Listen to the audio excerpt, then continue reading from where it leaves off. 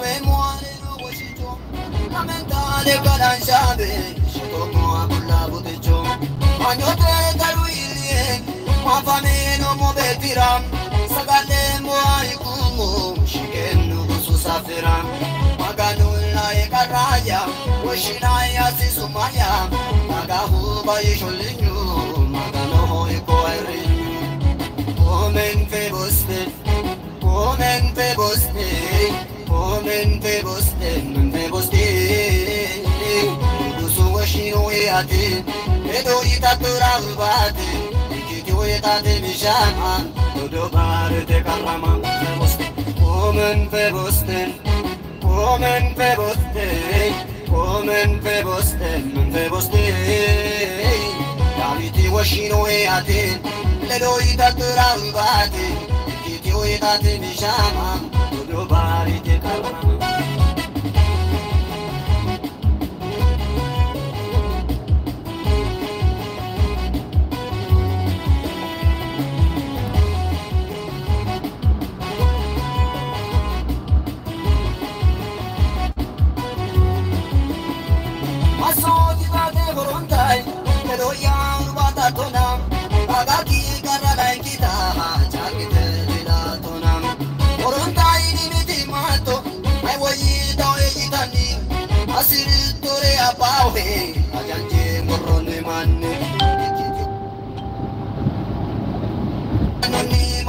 Shama, agiti dai mosolato, ore mai anni vanno. Omen feboste, omen feboste, omen feboste, feboste. Busu washino eate, edo itatura ubate, kiti oetate bishama, dodo bare te karama feboste.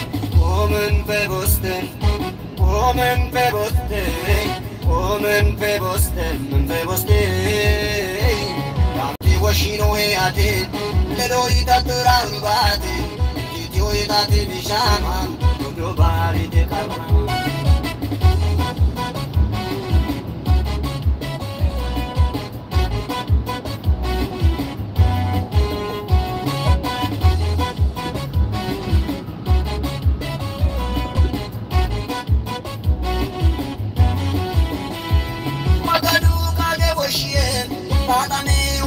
Muham, abahu mitunai kiwaham, munawadu gamu muham. Adatanke avitino, maganu wachira kesham, munoega balete kaisau, maganu amoniresha. Nusi chudiri saena, muntue dancharisho, maganu beti masamo, biehu danchabolisho. Nusi chudiri saena, muntue dancharisho. Maganu beti masamo, biehu danchabolisho. Omen feboste, omen feboste, omen feboste, feboste. Busu washino eate, edo itatura ubate, kitio etate bishama, dodo bare te karama feboste. Omen feboste, omen feboste, omen feboste. Daviti washino eate, ledo itatura ubate, kitio etate bishama, dodo bare te karama.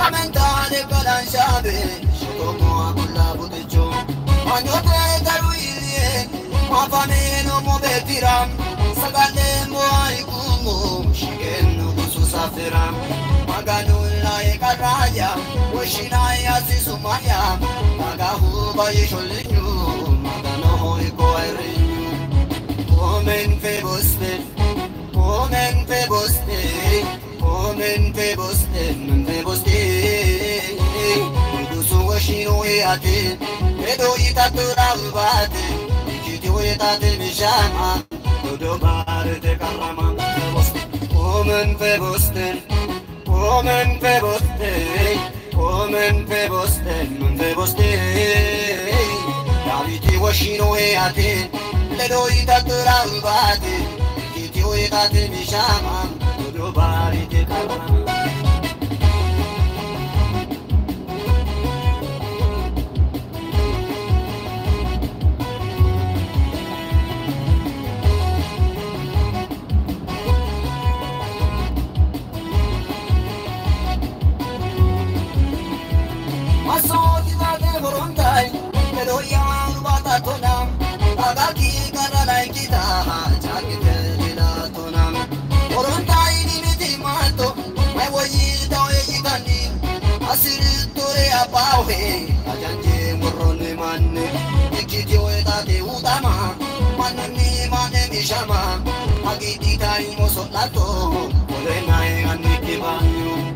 Woman Feboste,